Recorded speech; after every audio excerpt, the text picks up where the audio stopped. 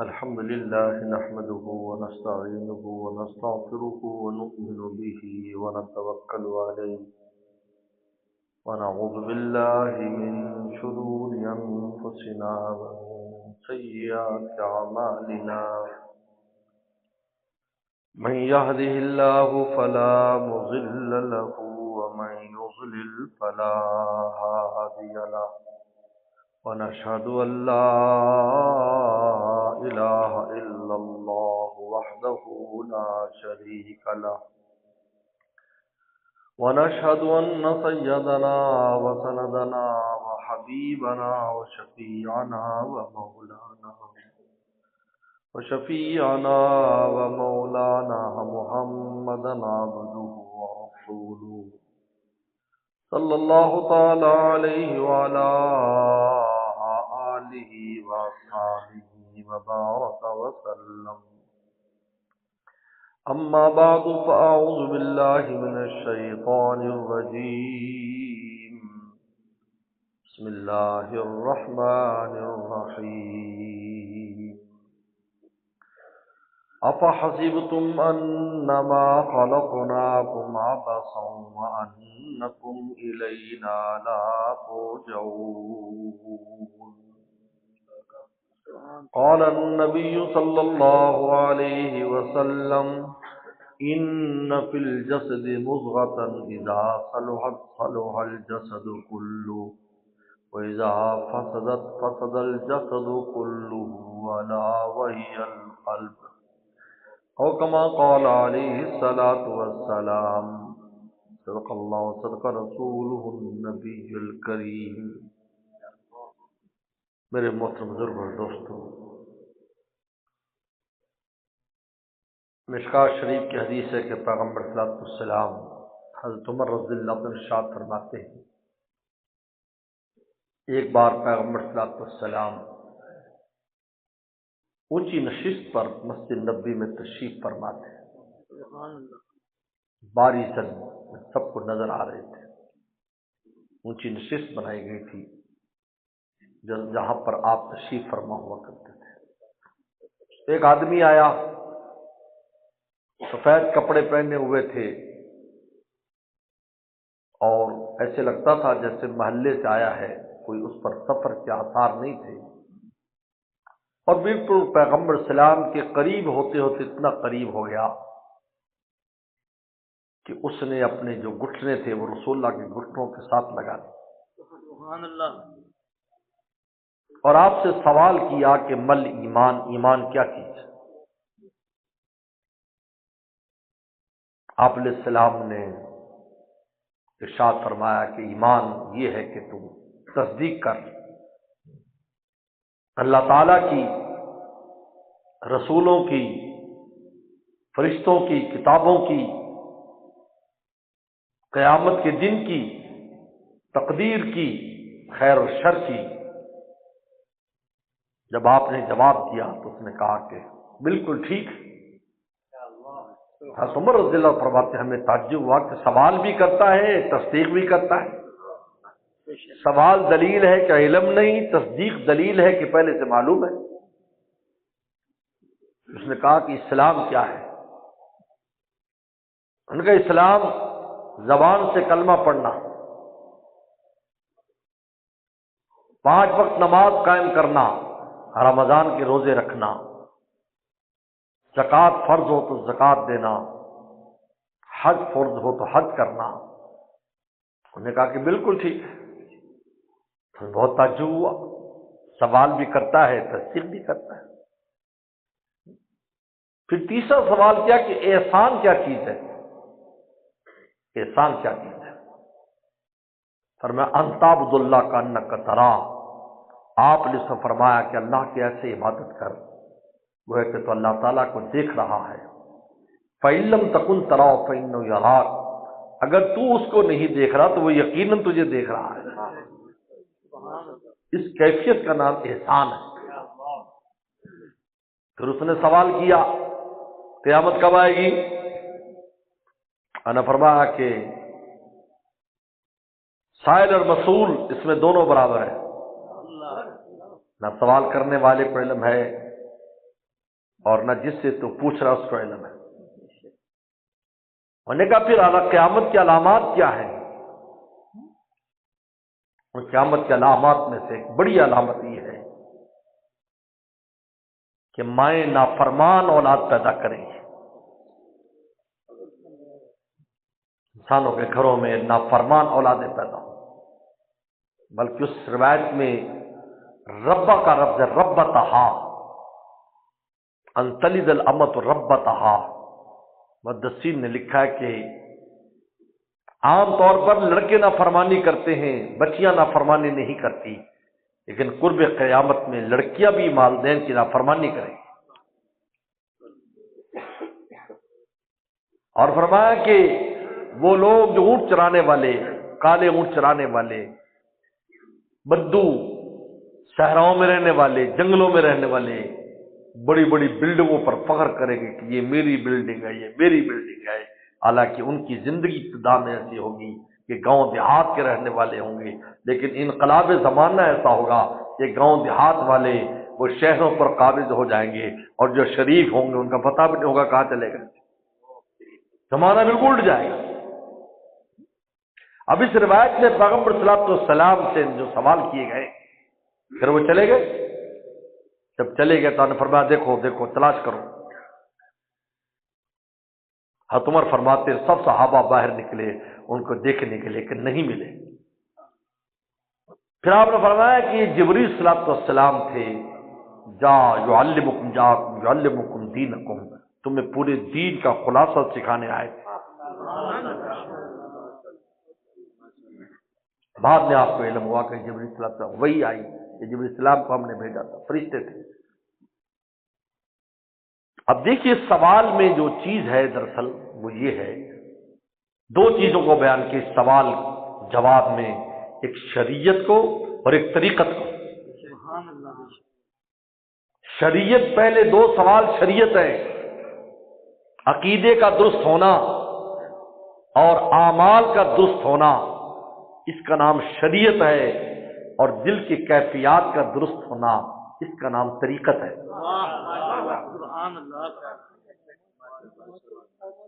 کہ انسان کی دل کی کیفیات ایسے ہوں کہ اپنے رب کو سامنے دیکھتا ہوں۔ تعبد اللہ کا مطلب نماز نہیں ہے، تعبد اللہ کا مطلب ہے غلامی کرے، 24 گھنٹے غلامی مولا کی ایسے کرے کہ اپنے مولا کو ہر وقت سامنے دیکھے، یعنی کہ اللہ اکبر کہے تو مولا سامنے، جلوت میں خلوت میں ہر وقت اس بات کا دھیان رہے کہ میرا مولا مجھے دیکھ رہا ہے۔ یہ تو ہے ہی نا، یقینی مولا کا دیکھنا تو یقینی ہے۔ جب یہ کیفیت انسان پر طاری ہو جاتی ہے وہ طریقت کا سبق سیکھ لیتا ہے، اور جب شریعت اور طریقت جمع ہوتی ہے تو پھر کیا نصیب ہوتا ہے؟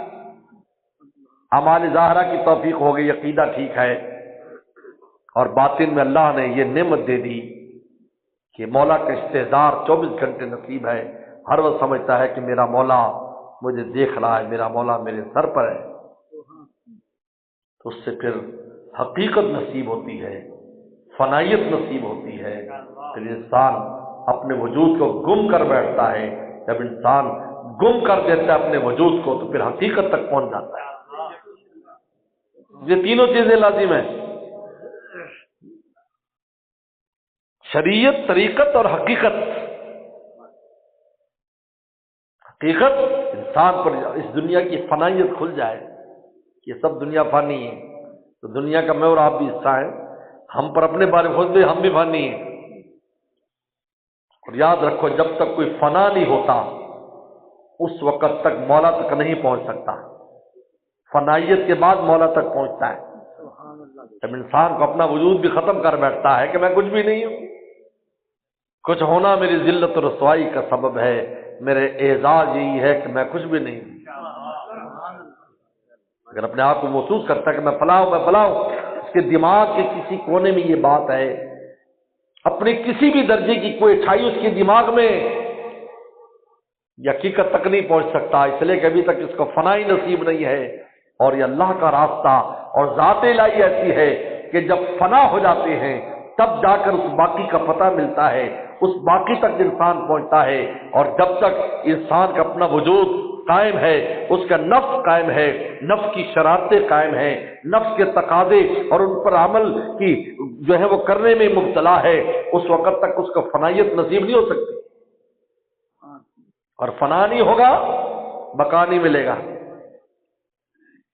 اور یاد رکھو، شریعت زبان سے کلمہ پڑھ لیا، نماز پڑھ لی، لیکن اس نماز کی قیمت، اس ایمان کی قیمت، اس اسلام کی قیمت آپ کی باطنی کیفیت ثانیہ پر لگے گی۔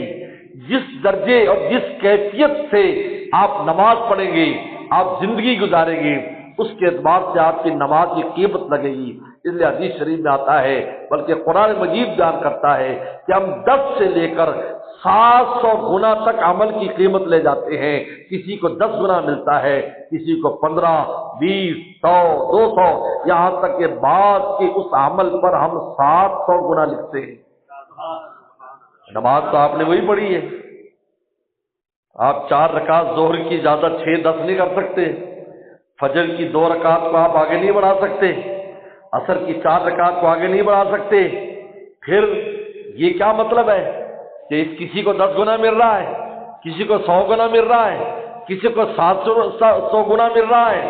ظاہری عمل تو وہی ہے، باطن کی کیفیت کا فرق ہے۔ گاڑی تو وہی ہے، 4 ٹائر ہیں، انجن بھی ہے، لیکن انجن کی کیفیت کے اعتبار سے کسی کی رفتار 1000 تک ہے، کسی کی 500 تک ہے، کسی کی 250 تک ہے۔ یہ رفتار کا فرق کس اعتبار سے ہے؟ اس کی باطنی کیفیت کے اعتبار سے ہے، ورنہ ظاہری ساری ضروریات ہر گاڑی میں ایک ہی جیسی نظر آتی ہے۔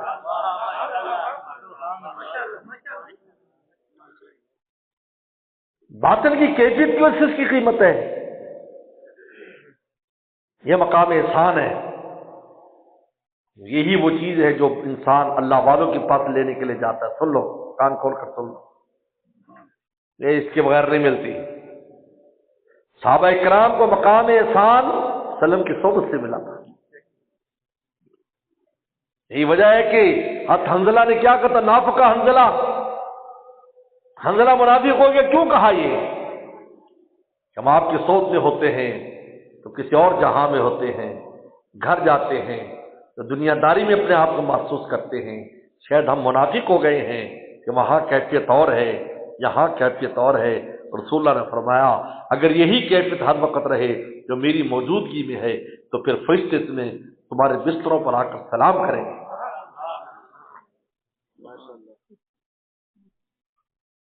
وسلم کی صحبت سے صحابہ نے کس کیفیت کو لیا ہے؟ یہی وہ نور نبوت ہے جو بزرگوں کے سینے سے منتقل ہوتا ہے۔ اس لیے میرے شیخ فرماتے تھے کبھی بھی اپنے بڑوں کے پاس علم لینے نہ جاؤ، علم کے اور بہت راستے ہیں، کسی عالم سے پوچھ لو، کوئی علمی کتاب پڑھ لو، علم آ جائے گا، لیکن باطن کی کیفیت کے لیے تمہیں آگ کے پاس بیٹھنا ہوگا، تب تپش لگے گی۔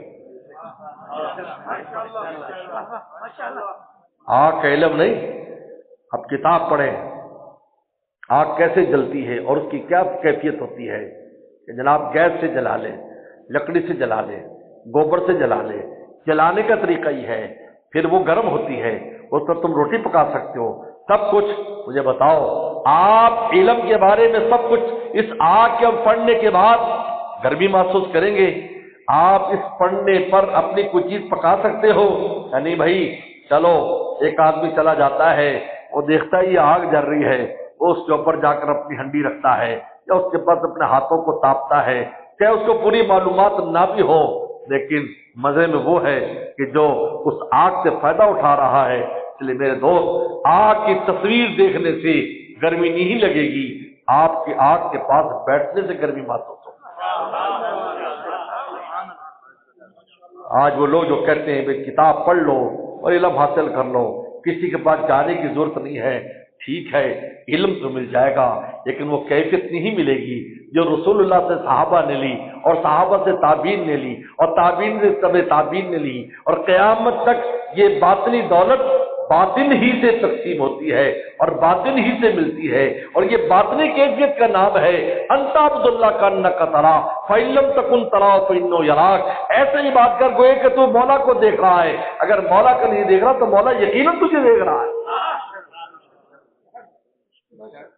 ان کیفیات کا نام ہے۔ ان کیفیات کو لینے کے لیے بزرگوں کے پاس جاتے ہیں۔ جب یہ کیفیت نصیب ہوتی ہے، حقیقت اس عالم کی آشکارا ہو جاتی ہے۔ ہر چیز کو فنا کی نگاہ سے تو ہو، ہر چیز تو فانی ہے بھائی، یہ تو کوئی قیمت ہی نہیں ہے۔ اس کے لیے ہم جان اس کے لیے مر رہے تھے۔ بڑے بڑے عاشق جو کہتے تھے ہم محبوب کے ایک لمحہ نہیں رہ سکتے، جب اس محبوب کی حقیقت واضح ہوئی کہ بھائی کیا ہے، گلنے تھلنے والی لاش ہے، مال و دولت یہ کیا ہے، یہ فنا ہونے والی چیز ہے، قابل زوال ہے۔ جب حقیقت واضح ہو جاتی ہے پھر ایک ذات کو تلاش کرتا ہے جو ہمیشہ قائم رہنے والی ہے۔ دنیا میں جتنی بھی چیزیں ہیں ان کو ممکنات کہتے ہیں۔ ممکن وہ ہے جس کو فنا ہونا ہے، ایک ہی ذات رہ جاتی جو قائم بالذات ہے، وہ اللہ تعالیٰ کی ذات ہے۔ پھر اپنی ساری توانائیاں اس پر لگا دیتا ہے۔ پھر اس نے دعا پر مانگی اللہم اجعل ہمتی و حیایا ہوایا فیما تحب و ترضا، اللہ میں ساری حکمتیں اور ساری طاقتیں اور ساری چاہتیں تیری محبت حاصل کرنے میں خرچ کر دوں، مجھے ایسا کر دے۔ اس کا چلنا پھرنا بولنا ہر شے مولا کی طرف، ہر شے مولا کے لیے، غیر کا کوئی دخل نہیں۔ اس صحابہ کرام کی خصوصیت میں یریدون وجہ، یریدون وجہ، ہر وقت مولا کی ذات کو مراد بنائے رکھتے تھے صحابہ۔ یریدون، یریدون کا ترجمہ کیا ہے عربی کے اعتبار سے؟ مسلسل، بنا مسلسل مراد بنائے رکھتے تھے وجہ ہو، اللہ کی رضا اور اللہ کی ذات کو 24 گھنٹے۔ ان کی کوئی دنیا تھی نہیں، ان کی دنیا بھی آخرت ہے، وہ اپنی دنیا میں بھی آخرت تلاش کرتے تھے، اپنی دنیا میں بھی آخرت تلاش کرتے۔ کتنے واقعات ہیں، یہ بھی دکان، یہ بھی دکان ہے، اس دکان پر بھی سودا وہی ہے، اس دکان پر بھی سودا وہی ہے۔ یہاں گاہک آتا کہتا ہے مہربانی کریں ساتھ والے سے لے لیں، یار کیوں بھیج رہا ہے، تیرے پاس تو رکھا ہوا ہے۔ نہیں، میری اتنی بکری ہو گئی کہ میں شام کو بچوں کو روٹی کھلا سکوں گا، میرے بھائی کی بکری نہیں ہوئی، اس کے پاس تو چلا جا۔ یہ کیا ہے؟ یریدون وجہ، حال سے جنگ ہے، پیاس کی شدت ہے۔ غزوہ احد کا واقعہ دیکھ لیجیے، ایک کے پاس پانی لا جاتا ہے، یار ادھر سے پانی کی ادھر دے دو، وہ کہتے ہیں یار ادھر دے دو، یار ادھر دے دو۔ جب واپس آتا ہے سارے پیاس کی شدت سے شہید ہو جاتے ہیں۔ یریدون وجہ، اللہ کی ذات مراد۔ مہمان رسول اللہ ساتھ بھیجتے ہیں، مہمان ہے، میاں بھی مشورہ کرتے ہیں، کھانا تھوڑا ہے، بندے زیادہ ہیں، میاں بیوی سبحان اللہ، آج میں اور آپ ہم گھروں میں مشورہ کرتے ہیں مہمان کو کیسے بھگائیں، کیسے جان بچائیں اور کیسے جان چھڑائیں، کیونکہ دنیا مقصود ہے، دنیا کی راہ سے مقصود ہے، مولا مقصود نہیں۔ مولا مقصود تھا، رسول اللہ کا مہمان ہے، کھانا تھوڑا ہے، انہوں نے کہا ہم سب دسترخوان پر تو لگا، میں بھی بیٹھوں گا، تو چراغ بجھا دینا، میں کھانا کھانے کی ایکٹنگ کرتا رہوں گا، مہمان کھاتا رہے گا، میں خالی منہ سے آواز نکالتا رہوں گا چبانے کی۔ آسمانوں سے مولا دیکھ رہے تھے، کیونکہ مولا کے لیے تھا۔ قرآن نازل ہو گیا، قرآن نازل ہو گیا، یوسرون علی انفسہم لو کان بہم خصاصہ۔ فجر کے بعد اس فرمایا کون ہے رات جن کو مولا آسمان سے دیکھ رہا تھا اور زمین پر مولا کو راضی کرنے کے لیے انہوں نے ایک ترکیب اختیار کی، صحابی کھڑے ہو گئے، کہا تیری تعریف قرآن نے ثنا کی ہے، یوسرون علی انفسہم لو کان بہم خصاصہ، دوسروں کی ذات کو ترجیح دیتے ہیں اگرچہ خود وہ فاقے کے ساتھ ہے۔ یہ ہے یریدون وجہ۔ یہ اب ان کی کوئی دنیا کہلائے گی، بولو بولو، یہ دنیا ہے؟ کون سی دنیا ہے؟ دنیا تو ہماری ہے، ہم دنیا میں رہتے ہیں، ہم دنیا دار ہیں، دینداری میں بھی ہماری دنیا داری ہے، دنیا دار تو ہے ہی دنیا دار، دیندار بھی دنیا دار ہے، ان کو بھی مولا مراد نہیں ہے، مولا مقصود نہیں ہے، وہ بھی مقام فنا میں، چھوڑ دو اس کو، چھوڑ دو، میری اس کی فکر نہیں کرو، اپنی فکر کرو، چھوڑ دو اس کو۔ دیندار کو بھی مولا مقصود نہیں ہے، عجیب بات ہے، نماز اللہ اللہ تیرے لیے نماز، باقی سارے معاملات غیر اللہ کے لیے، یہ کیا ہے؟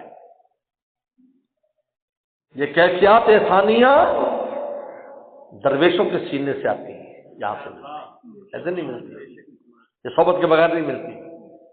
صحابہ کرام نے وَاصْبِرْ نَفْسَكَ، اے محبوب اپنی صحبت میں ان کو لیجیے، وَاصْبِرْ نَفْسَكَ، صحبت میں لیجیے۔ اور عجیب بات ہے، لفظ صبر نازل کیا ہے، کیونکہ پیغمبر سلام کہ جو اللہ کے ساتھ تعلق تھا، جی چاہتا تھا اکیلے مولا کے ساتھ مشغول رہے، کہا آپ تو مشغول رہیں گے، یہ عاشق کہاں جائیں گے؟ وَاصْبِرْ نَفْسَكَ، اپنے صبر کے ساتھ ان کے ساتھ بیٹھیں گے، صبر استعمال کیا، وَاصْبِرْ، آپ کے دل تو نہ چاہے گا، آپ تو چاہیں گے مولا کے ساتھ رہیں، کوئی جگہ ایسی کہیں ہوتی اکیلے بیٹھے رہتے، یاد ان کی دل نشیں ہوتی، نہیں، یہ کہاں جائیں گے؟ ان کو کون پہنچائے گا مجھ تک؟ اپنی صحبت میں لے، وَاصْبِرْ نَفْسَكَ، ان کے ساتھ بیٹھے، یہ میرے طالب ہیں، مجھ تک آنا چاہتے ہیں، لیکن آپ کے بغیر ان کو کوئی لانے والا نہیں۔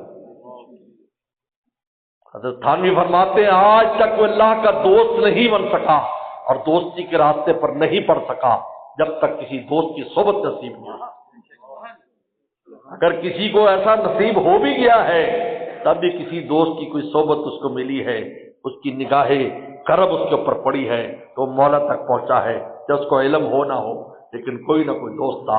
مجھے بتاؤ دنیا میں کوئی بھی دنیا میں آیا ہو جو اس کا نام و نسب اس کو پتہ نہ ہو، کوئی تو اس کا باپ ہوگا، کوئی تو اس کی ماں ہوگی، ایسے تو نہیں آ گیا۔ اگر کوئی ولی اللہ بن گیا ضرور کوئی اللہ والا اس کے سر پر تھا جس کی نگاہ کرم نے اس پر اللہ تعالیٰ کے دیدار کو اور اللہ تعالیٰ کی کیفیات کو کھول دیا، ورنہ اس کو پتہ بھی نہ چلتا یہ مولا تک کیسے جانا ہے۔ پیغمبر صلی اللہ علیہ وسلم کی ذات مبارک نہ ہوتی اللہ تک کوئی نہیں پہنچ سکتا تھا۔ میرے شیخ فرماتے تھے اللہ کے مزاج کو پیغمبر سمجھتا ہے، کوئی نہیں سمجھ سکتا۔ ہم دنیا میں ایک دوسرے کا مزاج نہیں سمجھ سکتے، ہم جاتے ہیں لوگ کتنی ہماری خدمت کرتے پھر بھی کہتے ہیں حضرت معاف کیجئے، آپ کے مزاج کے مطابق ہم خدمت نہیں کر سکے، لوگ کہتے ہیں، حالانکہ میں اور آپ تو انسان ہیں، ایک دوسرے کی چیزوں کو جانتے ہیں، پھر بھی مزاج میں کوتاہی رہ جاتی ہے تو مولا کے مزاج کو بندہ کیسے سمجھ سکتا ہے؟ یہ نبی کی ذات ہے جو بتاتی ہے مولا کا کیا مزاج ہے، مولا کو کیسے راضی کرنا ہے، خود بھی کرتا ہے۔ راتوں کو کھڑے ہوتے تھے، پاؤں متورم ہو جایا کرتے تھے، سینے سے ہانڈی کی آواز آتی تھی اور اللہ کے سامنے یا ایھا المزمل قم اللیل الا قلیلا ہمارے سامنے کھڑے ہوں،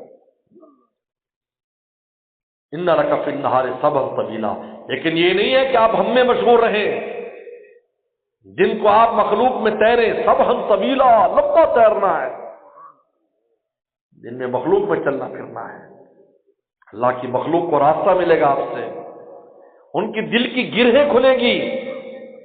ایک دن پہلے مسلمان ہونے والا یا چند دن پہلے مسلمان ہونے والا صحابی زید بن حارثہ سے رسول اللہ پوچھا کہ اصبحت یا حارثہ، تو نے کیسے صبح کی ہے؟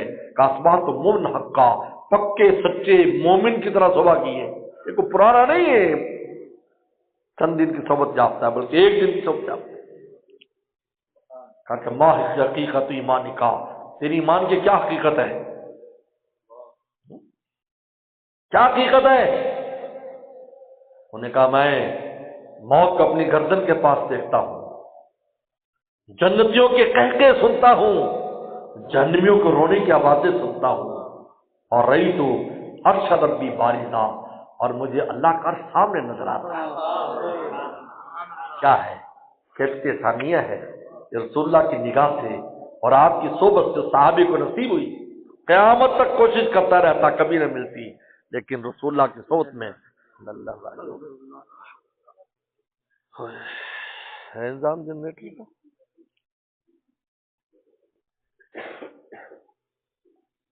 فرمایا کہ رہی تو عرش ربی بارزا، میں اللہ کے عرش کو اپنے نگاہوں کے سامنے دیکھتا ہوں۔ پیغمبر صاحب کو سلام رات کو مسجد نبی میں چکر لگاتے، اللہ تعالیٰ خود فرماتے ہیں وَتَقَلُّبَكَ فِي السَّاجِدِينَ، آپ سجدے کرنے والوں میں گھوم رہے ہوتے ہیں، ہم آسمانوں سے آپ کو دیکھ رہے ہیں۔ بعد میں پرچی دے دینا بھائی، بیچ میں نے ڈسٹرب کیا۔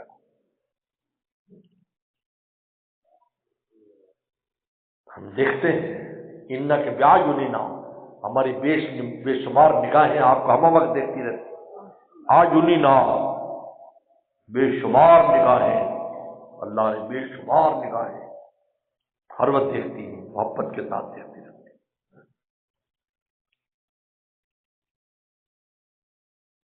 یہاں نگاہ کا ذکر کیا ہے کیونکہ آپ محبوب تھے، ہر محبوب کو دیکھتا ہے، دوسروں کی رپورٹ لے لیتا ہے۔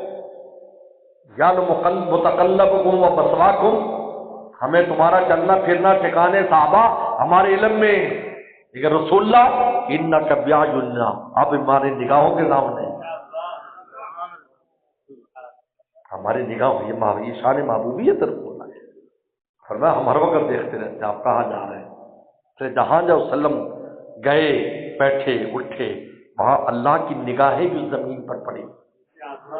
جہاں رسول اللہ کے انوارات اس زمین میں آج تک ہیں، اللہ کی نگاہوں کے اثرات بھی ہیں، کیونکہ جب رسول پر نگاہ پڑے گی لازم بات اس جگہ پر نگاہ پڑے گی، وہاں بیٹھے لوگوں پر بھی نگاہ پڑے گی۔ جو جتنے بھی قریب ہوتے گئے اتنی مولا کی نگاہیں بھی لیتے گئے اور رسول اللہ کی نگاہ بھی لیتے گئے۔ انک باعیننا، ہماری بے شمار نگاہوں کے سامنے۔ تو تقلبک فی الساجدین، ہم جانتے ہیں آپ رات کو سجدے کرنے والوں میں پھرتے ہیں، مسجد نبی پر صدیق اکبر رضی اللہ تعالیٰ قرات کر رہے ہیں، آہستہ آہستہ قرات کر رہے ہیں، بڑی مشکل سے سنائی دیتی۔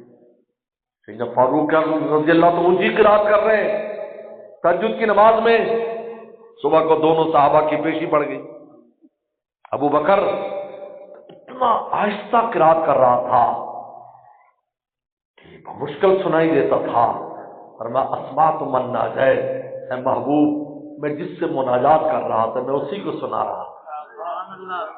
کیا ہے؟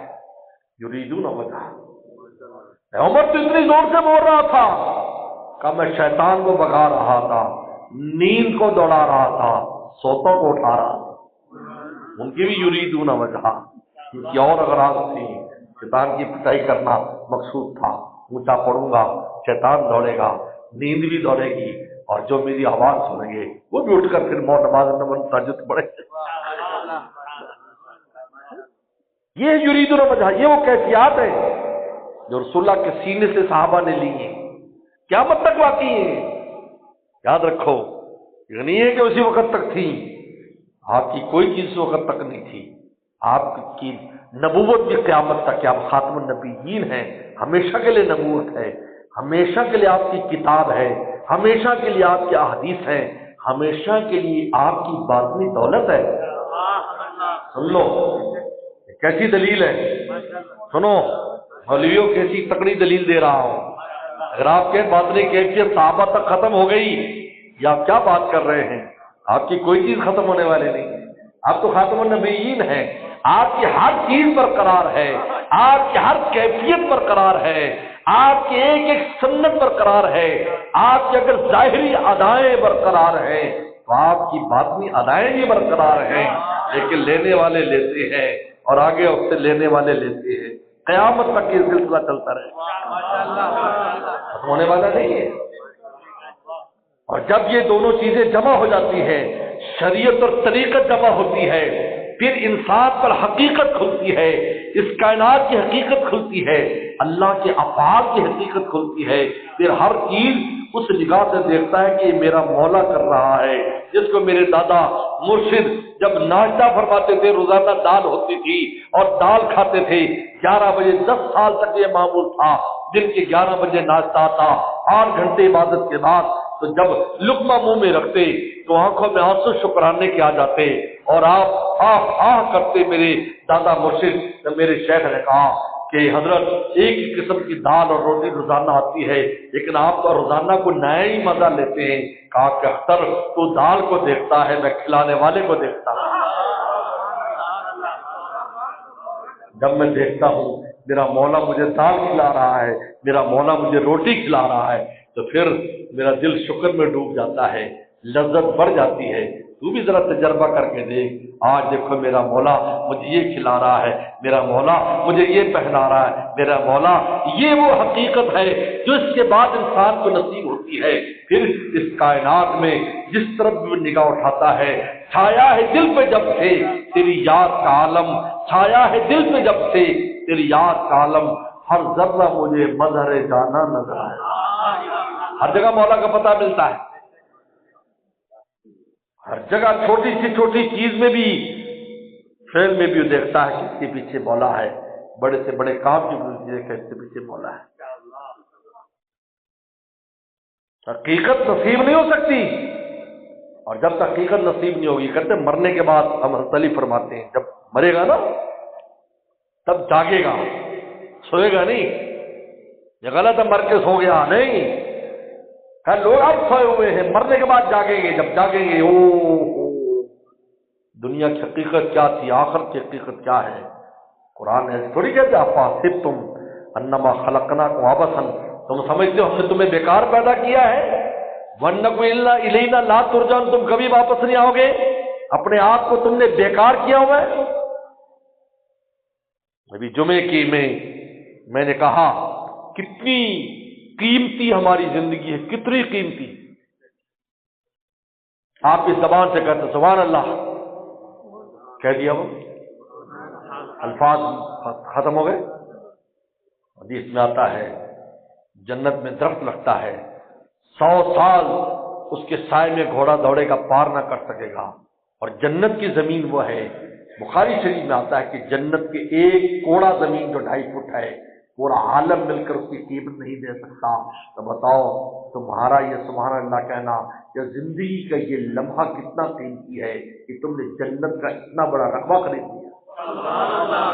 آپ حسیب تم نے زندگی بیکار کر رکھی ہے، 2 رکعت نماز پڑھتے ہو کیا کچھ مل جاتا ہے، تلاوت کرتے ہو کیا کچھ مل جاتا ہے، کوئی کچھ بھی نہ کرو، دل ہی میں مولا کو یاد کر لو، پھر بھی کیا کچھ مل جاتا ہے، خود مولا مل جاتا ہے۔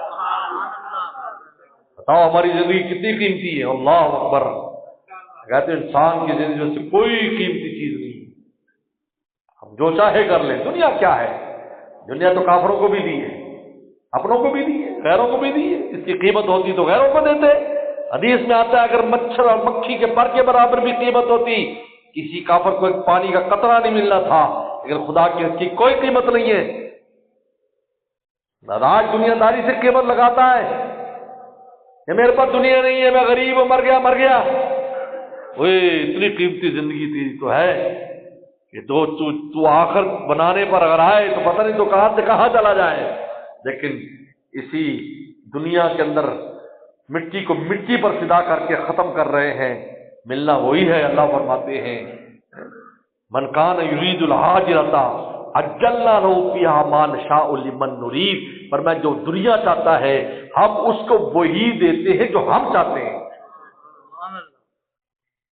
دنیا دار کو دنیا اپنے قسمت سے زیادہ نہیں ملتی، یاد رکھو، چاہے کتنی کوشش کر لے اتنی ملے گی۔ جس وقت امیر رکھنے کا زمانہ امیر رہے گا، جب غریب رکھنے کا زمانہ غریب رہے گا۔ کتنے بڑے بڑے لوگ سیٹھ کفن ایڈی والوں نے ان کو دیا ہے، کفن کے لیے پیسے نہیں تھے، ملک کے طول و عرض میں کے مالک تھے، وہ جاتے یہ حال تھا۔ نظر جانے جانا فرماتے میں نے وہ مغل بادشاہ دیکھا ہے جس کے دربار میں مکھی بھی پر نہیں مار سکتی تھی، میں نے دلی کی جامع مسجد کے سامنے اس کو بھیک مانگتے دیکھا۔ انگریز نے ایسا کر دیا کہ وہ بھیک کس کو لے کھڑا ہوتا تھا، بھیک دے دو، اور معذور بھی تھا، فالج جس کو وہ ہوا تھا، اور ہم وہاں سے گزرتے تھے اس کے کشکول کے اندر پیسے ڈال دیتے تھے، رحم کی نگاہوں سے دیکھتے تھے کسی وقت یہ دلی کا بادشاہ تھا، آج یہ بھیک مانگ رہا ہے، دنیا کے معاملات میں طے شدہ معاملے سے آگے نہیں جا سکتا۔ قرآن کہتا ہے تم دنیا چاہو گے تب بھی وہی دے گی، من نشاء لمن نرید، جتنی چاہیں گے جس کو چاہیں گے، لیکن من اراد الآخرہ وسعی سعیھا وہو مؤمن اولئک کان سعیہم مشکورا۔ مومن کوشش ہم شکریہ ادا کر کے اس کو عوض اور بدلہ ادا کریں۔ اصل تو ہے یہ، دنیا تو پوری ملنی ہے، ہاں برکت غیر برکت کا فرق ہے، نیکی کرے گا برکت ہو جائے گی، لیکن اس کا مطلب یہ نہیں ہے کہ تیرے 1000 لاکھ ہو جائیں گے، لیکن تیرے 1000 کام کیوں ہوں گے، لوگوں کا لاکھ بھی کام کا نہیں ہوگا۔ یہ تیری قلیل بھی، تیری زندگی تھوڑی ہوگی، خیر و برکت والی ہوگی۔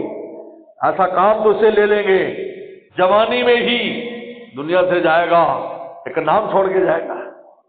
کیا محمد بن قاسم 19 سال کی عمر میں فوت ہوئے، 19 سال کی عمر میں، کراچی سے لے کر ملتان تک کا علاقہ ان کے صدقہ جاریہ میں قیامت تک کے لیے 17 سال کی عمر میں آیا تھا۔ 17 سال کیا ہے، آج ہمارے جوان کھڑو سے استنجا کرنا نہیں آتا، یہ عمر کی برکت ہے۔ اور ایک آدمی کو 100 سال عمر ہو جائے، بخاری شریف میں آتا ہے حضرت سعد ابن ابی وقاص پر اعتراض کرنے والا آدمی کوفہ کا، بڑے دربار میں بھی بولتا تھا، بازار میں بھی، کہ اللہ اس کی عمر لمبی کر دے، اور کبھی یہ توبہ نہ کرے کہ وہ اتنا بڈھا ہو گیا کہ اس کی یہ جو بھویں تھی یہ آنکھوں پر گر پڑی، دیکھنے کے لیے بھویں اٹھاتا تھا، پھر بھی عورتوں کو چھیڑتا تھا، عورتوں کا واضح کرتا تھا، عورتوں کو آنکھیں مارتا تھا، اسی طرح دنیا سے چلا گیا۔ ہاں یہ فرق ہے برکت غیر برکت کا، لیکن وہ دیں گے جو ہم نے طے ہے، لیکن آخرت تیرے ہاتھ میں ہے۔ اب بتاؤ کہ تمہاری کتنے قیمتی زندگی، جو چاہے کر لے، بھائی مولا مل جاتا ہے، بھائی تھوڑی سی ہمت کرے تو مولا اللہ تعالیٰ کی ذات خود مل جاتی ہے۔ مانا کہ میر جنت تو دور ہے، عارف مگر ہے خالق جنت لیے ہوئے۔ مانا کہ میر جنت تو دور ہے، عارف مگر ہے خالق جنت، یہ تعلق نہیں ہوتا ہے۔ یہاں پر اللہ اپنا تعلق خاص دے دیتے ہیں، یہاں رابطہ کر لیتے ہیں، دوستی کا تعلق دے دیتے ہیں، اپنے دوستوں میں شامل کر دیتے ہیں۔ صحیح، اس سے بڑی کیا ہے اس کی، یہ زندگی ہے تو یہی زندگی نا، باقی ظاہری تو ہر چیز دوسروں کو بھی دی ہے، اس کی کوئی قیمت نہیں ہے۔ اگر اس کی قیمت ہوتی تو کبھی بھی غیروں کو نہ دیتے، لے اپنی خاص چیز چھپا کے دی ہے، اور جو عام چیز تھی وہ سب کو دکھا کے دی ہے۔ ایمان یہاں چھپایا ہے، معرفت یہاں چھپائی، محبت یہاں چھپائی، تعلق یہاں چھپایا، یہ سب چھپا کر دیتے ہیں، کیونکہ جس سے پیار ہوتا ہے، ماں کو جس بیٹے سے پیار ہوتا ہے اس کو چھپا چھپا کے چیزیں دیتی ہے، اور جو عام تقسیم کرنی ہوتی ہے وہ دکھا دکھا کے دیتی ہے۔ مولا نے اس دنیا تو دکھا دکھا کے سب کو دے دی، لیکن اپنا تعلق خاص اپنے پیاروں کو چھپا کے دیا۔ کہتا ہے دوستوں کو یہاں دیتے ہیں، یہاں ملتا ہے، جیب میں نہیں ملتا، ہو سکتا ہے جیب میں تنگی ہو اس کے، یہاں دیتے ہیں۔ پھر جیب کیا چیز ہے اس کے سامنے، کوئی حیثیت نہیں، کوئی حیثیت نہیں ہے۔ اس میں بھی خوش ہے، سوکھی روٹی بھی اس کو مزہ دے رہی، کیوں؟ مولا کی نسبت سے کھا رہا ہے، جب مولا کی نسبت سے کھائے گا تو اس میں بھی اس کو مزہ آئے گا۔ ہاں مزہ تو اسی میں ہے، دل پہ کباب ہو، دل منہ پہ میں کباب ہو، دل پہ عذاب ہو تو کیا لذت ہے میرے دوست؟ کتنے دنیا داری میں پریشان ہیں، اتنے اچھے اچھے رزق سامنے رکھے ہیں، لیکن دل پہ پریشانی لگی۔ ایف بی آر والوں کو نوٹس آیا ہوا ہے، ایف آئی اے والوں کو نوٹس آیا ہوا ہے، مرم مسلم سامنے، دل پریشان ہے۔ حکیم علامہ تھانوی نے بڑی پیاری بات کی، فرمایا ایک آدمی ایک گاڑی میں سوار ہوتا ہے، فرسٹ کلاس کا ٹکٹ ہے، فرسٹ کلاس کا، وہاں بیٹھا ہے، کھانے پینے کا انتظام بھی ہے، گاڑی چلتی ہے، پتہ چلتا ہے غلط گاڑی میں سوار ہو گیا، ایئر کنڈیشن ہے، لوگ ہنس رہے ہیں، بول رہے ہیں، گپے مار رہے ہیں، اس کو پسینہ آ رہا ہے، بھائی کھاؤ، بھائی کھاتے نہیں ہو، کھانا آ گیا، چائے آ گئی، اتنا اچھا ماحول، آپ کو پسینہ کیوں آ رہا ہے؟ کہ میں غلط گاڑی میں سوار ہو گیا، میں نے تو جانا تھا مشرق میں، یہ گاڑی تو مغرب کی ہے، مجھے پتہ نہیں چلا۔ اب پریشانی نہیں جا رہی جب تک وہ اگلا اسٹیشن نہ آئے۔ حضرت تھانوی فرماتے ہیں مومن کی گاڑی تو جنت کی طرف جا رہی ہے، جب دوسری گاڑی پر سوار ہو جاتا ہے ساری نعمتوں کے باوجود دل کی پریشانی نہیں جاتی، اور اگر جنتی کی گاڑی میں سوار ہے تو تھرڈ کلاس جب میں بھی مزہ آئے گا، یہ کہے گا نا دھکے چھکے لگ رہا ہے، کوئی بات نہیں، چند گھنٹوں کے بعد سب ختم ہو جائے گا، منزل مقصود تک ہم پہنچ جائیں گے، ہم صحیح جہت پر چل رہے ہیں۔ ابھی ہم لاک ڈاؤن میں ایک جگہ پھنس گئے، ابھی لاک ڈاؤن میں عمرے سے آیا، 8 گھنٹے لگ گئے لاہور سے پہنچتے پہنچتے، اب گاڑی غلط جگہ چلی گئی۔ میں نے کہا یار یہ دیکھو کہ ہماری گاڑی کا روٹ ٹھیک ہے، یہ بہاول نگر کی طرف ہی ہے نا، اگر چکچا راستہ ہے، پتہ نہیں آگے کہاں جا رہی ہے، بھائی یہ دیکھتے رہنا، رخ تبدیل نہ ہو تو ہم منزل کے قریب ہی ہو رہا ہے، کہیں نہ کہیں نکل ہی جائیں گے۔ یہ میری عادت ہے کہ میں جب سفر کرتا ہوں بھائی رخ دیکھو، ہم نے جس طرف جانا ہے، مشرق میں، مغرب میں، جنوب شمال میں، ہم اگر اسی طرف جا رہے ہیں اور کوئی بورڈ نہیں ہے، کوئی بتانے والا نہیں ہے تو گھبرانے کی ضرورت نہیں ہے، ہم ادھر قریب ہی ہو رہے ہیں۔ اور کئی دفعہ ایسا ہوا کہ ہم جب سڑک پر پہنچے یار فلاں جگہ جانا ہے، کہتے جی وہ تو قریب ہی ہے، بس ابھی 10 منٹ میں پہنچ جائیں گے آپ۔ اگر تیری گاڑی کا رخ صحیح ہے تو تھرڈ کلاس ڈبے میں بھی تیرا دل مطمئن ہے، ویسے تیرے جسم کو تکلیف تو ضرور ہو رہی ہے کہ گرد و غبار تجھ پر گر رہا ہے، کھانے پینے کا نظام میں تجھے بھوک بھی لگ رہی ہے، دل پہ پریشانی نہیں، اس لیے کہ تجھے پتا ہے کہ میں منزل پر پہنچ جاؤں گا، اور ایک ایئر کنڈیشن میں بیٹھا ہے، کھانے پینے کا پورا سامان ہے، لیکن غلط گاڑی میں بیٹھا ہے، اس کا دل پریشان ہے، اس کو ایئر کنڈیشن میں پسینہ آ رہا ہے۔ یاد رکھ مومن جب جنت کی طرف چل رہا ہوتا ہے، اب اس کی آواز درست ہے، عقیدہ درست ہے، کیفیات ثانیہ کے لیے بزرگوں کے پاس آتا جاتا ہے، اس کے دل میں اطمینان ہے، ہاں وہ سوکھی روٹی کھا رہا ہے، اور ایک مومن ہو کر جہنم کی طرف گاڑی جا رہی ہے، اس کی دل کی پریشانی کبھی جانے والی نہیں، دنیا کی راحت لذت اس کے دل کو سکون دینے والی نہیں۔ جس طرح رخ کیا تو نے گلستہ ہو گیا، اور تو نے رخ پھیرا جدھر سے بیاباں ہو گیا۔ فرماتے افحسبتم، ہم نے ویسے پیدا کیا تمہیں، ہمارے پاس لوٹ کر نہیں آؤ گے۔ یعنی انسان بیکار کب ہوتا ہے؟ جب یہ سوچنا چھوڑ دیتا ہے کہ میں نے آگے جانا ہے، یہ سوچنا شروع کر دے کہ میں نے آگے جانا ہے، مجھے تو وہاں سارا کچھ ملنا ہے، تو پھر بیکار نہیں کرتا، زندگی کو ضائع نہیں کرتا، کیونکہ اس کو پتہ ہے کہ لمحہ میرا قیمتی ہے، میرا ہر عمل، میرا ہر قدم اٹھاتا مولا کے لیے، ہر قدم لکھا جا رہا ہے نہیں؟ حدیث میں آتا ہے صحابہ کرام آئے مسجد نبوی سے 1-2 میل دور رہنے والے صحابہ، بالکل کناروں پر مدینہ کے، انہوں نے کہا اللہ کے نبی صلی اللہ علیہ وسلم مسجد نبوی کے ساتھ جگہ خالی ہوئی ہے جس میں ہمارا پورا قبیلہ یہاں آ سکتا ہے، اتنی بڑی جگہ خالی ہوئی ہے۔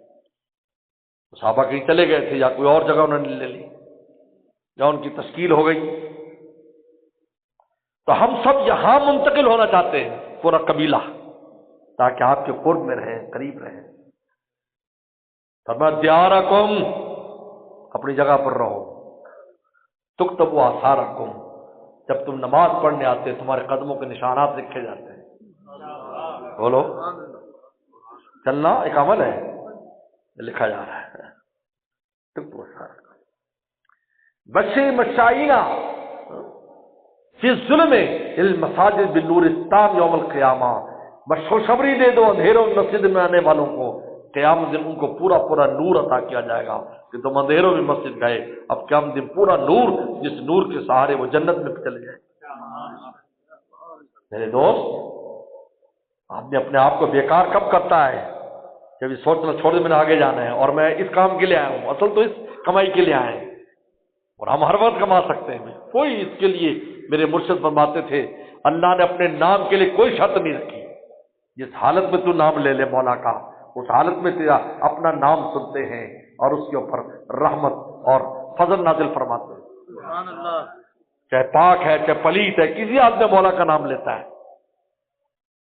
وہ اللہ اللہ بھی ہماری خالی نہیں ہے، بلکہ حدیث میں تو آتا ہے کہ ایک آدمی کو کہا جائے گا کہ تو نیند میں تو نے کہا تھا اللہ، ہم نے وہ بھی لکھ لیا تھا، تو یہ تو یاد بھی نہیں ہے، تکلیف میں تھا اللہ، کروٹ بدلی تکلیف اللہ، درد اللہ، ہم نے وہ اللہ بھی لکھ لیا، یہ لے فرمایا لا تغفرت ولا نوم، ہمیں نہ نیند آتی نہ اونگ آتی ہے، جس وقت جب تم کوئی عمل کرو گے ہم فوراً لکھ دیں گے تمہارے نام پر۔ اس لیے میرے دوست کیفیات ثانیہ اور سینہ کہتے نور نبوت اور سینہ درویشہ بایا چیز، بزرگوں کے سینوں سے نور نبوت کا حاصل کرو، صحبت سے حاصل کرو، جب ملے گی حقیقت کھل جائے گی، ہماری زندگی کی حقیقت، اس دنیا کی حقیقت، مولا کی حقیقت، ہر چیز حقیقت کھل جائے گی، پھر بیکار نہیں ہوگا، ہر چیز وقت کو قیمتی بنائے گا، مٹی میں بھی مٹی سے سونا پیدا کرے گا، مٹی سے سونا پیدا کرے گا، ورنہ یہی زندگی آخرت میں جا کر بیکار، دنیا میں کچھ نہیں کیا تو آگے بیکار۔ صلی اللہ علیہ وسلم عمل کی توفیق عطا فرمائے۔ وآخر دعوانا ان الحمد للہ رب العالمین۔